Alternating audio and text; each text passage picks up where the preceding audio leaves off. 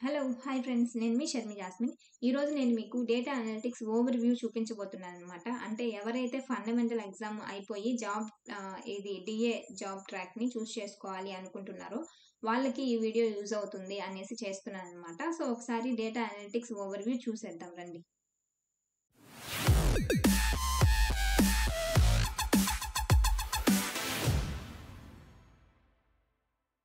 So, ఇక్కడ data అనలిటిక్స్‌లోకి వచ్చేసరికి growth cycle 1లో మనకి బేసిక్ హెచ్‌టీఎంఎల్, అలాగే స్టాటిక్ వెబ్‌సైట్, రెస్పాన్స్ వెబ్‌సైట్, అలాగే introduction to databases, programming foundations ఇవన్నీ చెప్తారనమాట. సో, గ్రోత్ సైకిల్ 1 అయిపోయినప్పుడు మనకి ఫండమెంటల్ ఎగ్జామ్ ఒకటి కండక్ట్ చేస్తారు. అందులో వచ్చిన మార్క్స్‌ని బట్టి మనకొక జాబ్ ట్రాక్‌ని చేసుకోమంటారనమాట. అంటే like main stock, QA, DA ఇలా 3 ఉంటాయి కదా! సో, ఇందులో మనకొచ్చిన మార్క్స్‌ని బట్టి వాళ్ళు ఒక ట్రాక్ అనేది మనకు సజెస్ట్ చేస్తారు. ఇన్ కేస్ మనకి వాళ్ళు చెప్పింది నచ్చినట్లయితే ఆ ట్రాక్ చేసుకోవచ్చు. లేదు అంటే మనకిష్టమైన దాంట్లో జాయిన్ అయిపోవచ్చనమాట. సో, ఇఫ్ ఇన్ కేస్ మీరు డీఏ చేసుకున్నట్లయితే, ఆ డీఏలో ఎలా ఉంటుంది, పవర్ బిఐలో ఏమేమి సిలబస్ ఉంటుంది, టాబ్లూలో ఏముంటుంది, పైథాన్‌లో ఏముంటుంది అనేసి నేను ఓవర్ వ్యూగా చూపిస్తున్నాననమాట.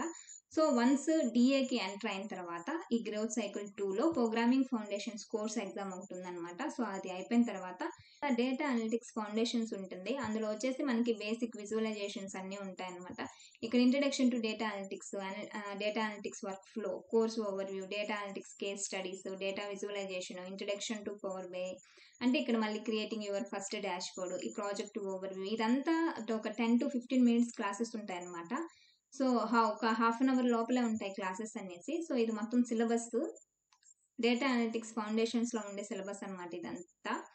ఇదొచ్చేసి importing data into power BI అంటే పవర్ బిఐలోకి డేటా ఎలా ఇంపోర్ట్ చేశారు. సో, ఇదంతా దీనిలో వస్తది ఫౌండేషన్స్‌లో. అంటే బేసిక్ విజువలైజేషన్స్ మొత్తం ఈ ఫౌండేషన్స్‌లో చెప్తారనమాట. Line chart, charts, bar chart ఇవన్నీ ఇక్కడ ఇంట్రొడ్యూస్ అయిపోతాయి మనకి. సో, బేసిక్ విజువలైజేషన్స్ అంటే అసలెలా ఉంటుంది డేటా అనలిటిక్స్ అనేది ఈ ఫౌండేషన్స్‌లో మనకి తెలిసిపోతుందనమాట. తర్వాత ఇంటర్వ్యూ మనకి దీని మీద మొత్తం ఇందులో వచ్చే టాపిక్స్ మొత్తం మీద ఇంటర్వ్యూ కిట్ ఒకటి మనకి ప్రొవైడ్ చేస్తారు. సో, దాని తర్వాత డేటా ఫౌండేషన్ కోర్స్ ఎగ్జామ్ ఉంటుంది. అది అయిపోయిన తర్వాత డేటా అనలిటిక్స్ యూజింగ్ పవర్ బిఐలోకొచ్చేసరికి ఇక్కడ అన్ని అడ్వాన్స్‌డ్ విజువలైజేషన్స్ ఉంటాయన్నమాట. సో, ఇది advanced visualisation, data visualisation practice sets, filters, power BI service, తర్వాత psychology of great visualisation, data cleaning ఇక్కడంతా పవర్ క్వెరీ, డాక్స్ మొత్తం ఇంక్లూడ్ అయిపోయి ఉంటదనమాట. ఇక్కడే డాక్స్, పవర్ క్వెరీ అండ్ అలాగే పవర్ బిఐ సర్వీస్ మొత్తం ఇందులో డేటా అనలిటిక్స్ యూజింగ్ పవర్ బిఐలో ఇంక్లూడ్ అయి ఉంటుంది. సో, అది అయిపోయిన తర్వాత డేటా అనలిటిక్స్ యూజింగ్ పైథాన్‌కొచ్చేసరికి నంపై అండ్ పాండాస్ చెప్తారనమాట. సో, అడ్వాన్స్‌డ్ ఇవన్నీ పైథాన్ లైబ్రరీస్.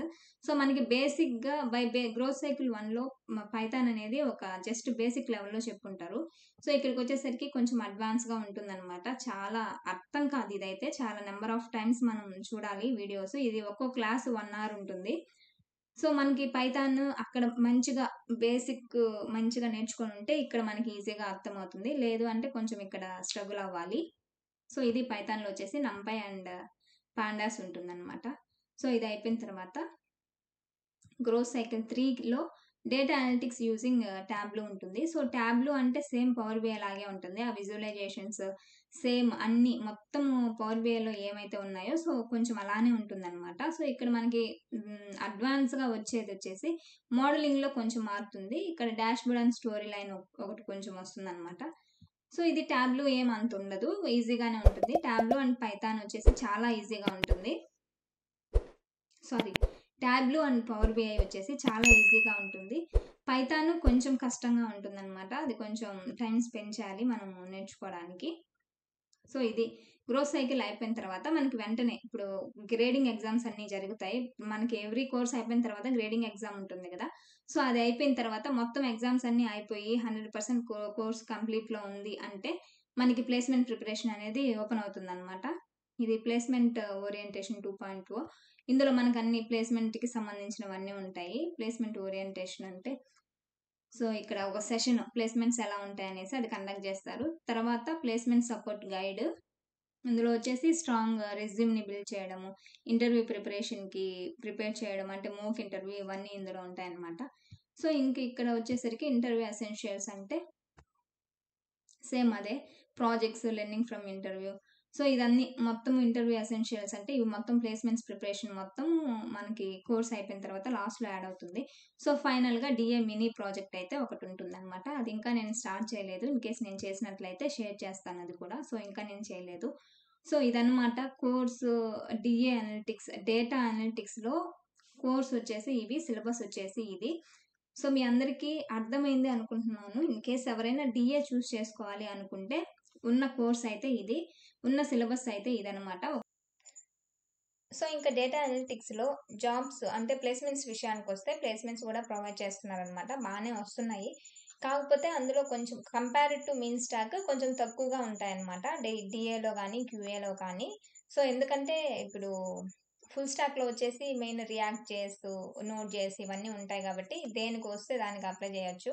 సో ఇక్కడ అలా గాదు. Only Python, SQL, Power BI మీద ఏమైనా వస్తేనే ఉంటాయి గాబట్టి so compared to MEAN stack ఇక్కడ కొంచెం తక్కువే ఉంటాయన్నమాట ఆపర్చునిటీస్. సో ప్లేస్‌మెంట్స్ అయితే ఖచ్చితంగా ప్రొవైడ్ చేస్తారు.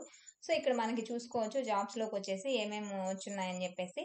ఇన్‌కేస్ మనం ఎలిజిబిలిటీ గాని అయితే ఆ కంపెనీకి మనకి మెయిల్ ద్వారా గాని, లేకపోతే నెక్స్ట్ వేవ్‌లో గాని మనకు నోటిఫికేషన్ వస్తుందనమాట. సో మీరు అప్లై చేయండి కంపెనీకి అనేసి. సో ఇన్‌కేస్ మనం ఎలిజిబుల్ కాకపోతే గనక మనకి ఇక్కడ ఆప్షన్ అనేది డిసేబుల్ అయిపోయి ఉంటదనమాట. అంటే మనం అప్లై చేసేదానికి వీలు కాదు. సో ఇక్కడ ఎందుకు మనం డి ఎలిజిబిలిటీ కాదు అంటే ఇక్కడ HTML, CSS, JavaScript, Python, SQL, node JS, react JS ఇవన్నీ అడిగారు కాబట్టి సో మనము డీఏ స్టూడెంట్స్ కాబట్టి ఎలిజిబుల్ కాము కాబట్టి ఇక్కడ అది డిసేబుల్ చూపిస్తుందనమాట. సో ఇలా ఉంటుంది. ఇన్‌కేస్ మనం ఎలిజిబుల్ అయితే వాళ్ళే మనకి మెయిల్ ద్వారానో లేకపోతే ఈ నెక్స్ట్ వెబ్ పోర్టల్‌లో నోటిఫికేషన్ లాగానో మనకు వస్తుందనమాట. సో దానికి అప్లై చేసుకోవచ్చు. సో ఇది ఇంకా డీఏలో ప్లేస్‌మెంట్స్ విషయానికొస్తే వస్తున్నాయి బానే మంచిగానే. So compared to MEAN stock కొంచెం తక్కువే. అండ్ వచ్చినవి కూడా షార్ట్ లిస్ట్ అవ్వటం కూడా కొంచెం కష్టంగానే ఉందనమాట. ఉన్న ఫ్యాక్ట్ అయితే. సో ఇది ఓవరాల్ డేటా అనలిటిక్స్ రివ్యూ అనమాట. సో వీడియో నచ్చినట్లయితే ఖచ్చితంగా లైక్ చేయండి. అలాగే ఇన్ఫర్మేటివ్ అనిపిస్తే షేర్ చేయడం మాత్రం మర్చిపోవద్దు. అలాగే మీకేమైనా డౌట్స్ ఉంటే కామెంట్‌లో మెన్షన్ చేయండి. నేను ఖచ్చితంగా రిప్లై ఇస్తాను. ఇన్‌కేస్ నాకు తెలిసుంటే మీరు అడిగేవి. సో ఇది వీడియో అయితే ఇప్పుడే మన ఛానెల్‌ని చూస్తున్నట్లయితే ఖచ్చితంగా సబ్స్క్రైబ్ చేసేయండి. సో ఇటువంటి వీడియోలు ముందుగా మీకు వస్తూ ఉంటాయన్నమాట. సో ఈరోజుటి టాపిక్ ఇది. సో నెక్స్ట్ వీడియోతో మళ్ళీ మీ ముందుంటాను. Until then bye bye. Take care. Keep smiling.